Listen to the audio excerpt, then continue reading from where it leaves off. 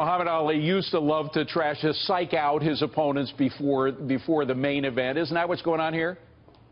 I think there's a little bit of that. Certainly Donald Trump's mantra is to try to bait his opponents, to come up with one-liners and to try and zing them in a presidential debate. I don't think that's the appropriate strategy for him here, although I think it's the one he's going to adopt, because he's going to be up against someone who is a very strong debater, who has a mastery of the issues, and who's going to be prepared for Donald Trump, where his opponents in the primary didn't seem to be very prepared for him. It's funny, Kelly, you think back, I thank you, but you think back to the primaries, Kelly, and everybody there thought that they were well prepared for Donald Trump, but a lot of them didn't see it coming. I mean, this is the new look of politics. All the niceties that you used to see at the debates go out the window.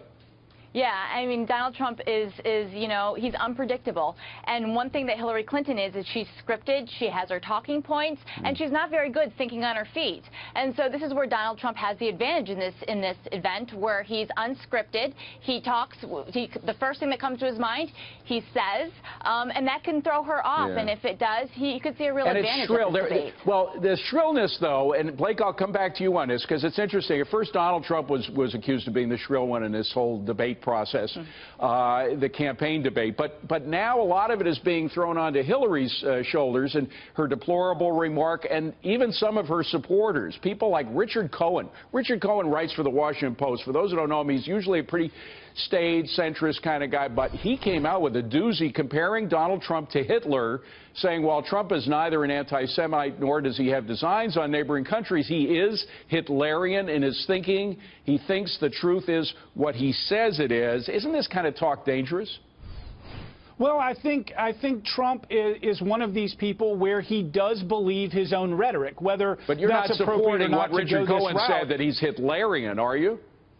I'm not suggesting that at all. Okay. No, what I'm saying is that Donald Trump feeds his own narrative. He's done that throughout the course of this campaign. He'll say something, believe it, and then if he needs to change his mind, he does. I think what we're going to see in this debate, though, is a more regimented engagement by both of these candidates. Trump is going to have limited time. He's going to have to be substantive, and I don't think his strategy in the primary is going to be nearly as effective. Not because Hillary Clinton is scripted, but because Hillary Clinton is going to be very prepared. Well, we will see. But Kelly, you know, Kevin McCarthy had an interesting suggestion. Kevin McCarthy, the leader of Republicans in the House, he says that the debates, maybe they should be pay-per-view. And we come back to our boxing scenario. You know, there's so much interest now that if it was pay-per-view, he said we could use the money to help pay off the debt.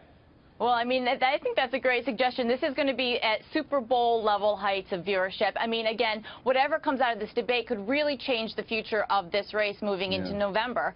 Hillary Clinton is going to have to be strong on policy, but she's also going to have to be likable and approachable, and she can't get tense when she's asked questions about her email server like she did in the Commander-in-Chief exchange. And Donald Trump is going to show that he has to have the temperament and that he can be presidential. He's got to get over that hurdle himself. Well, so I hope it'll be very it's not pay-per-view, because we'd lose a lot of revenue. And frankly, we're very happy to have those debates and to have Chris Wallace particularly moderating the last one for us. Good to see you both. Kelly and Blake, thank you very much. Appreciate you being here.